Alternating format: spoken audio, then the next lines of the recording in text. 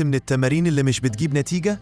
جرب التمارين دي وهتشوف الفرق بعينك. أقوى 4 تمارين لبطن مرسوم من البيت وبدون معدات. أنا كوتش محمد وأنا هنا علشان أساعدك. اعمل لايك واشتراك علشان يوصلك كل جديد. يلا نبدأ. تو تاتشز، ارفع رجلك لفوق ومد ايدك تلمس صوابع رجلك.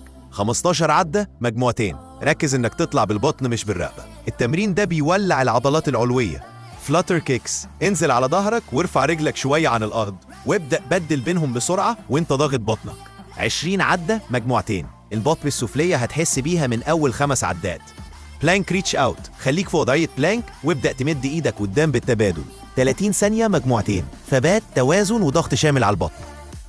هولو بودي هولد، نام على ظهرك، ارفع رجلك وكتافك عن الأرض واثبت. 20 إلى 30 ثانية مجموعة واحدة. ده تمرين احترافي بيفجر عضلات البطن بالكامل. كرر التمارين 3 مرات في الأسبوع وهتشوف الفرق الحقيقي في جسمك. ما تنساش اللايك والاشتراك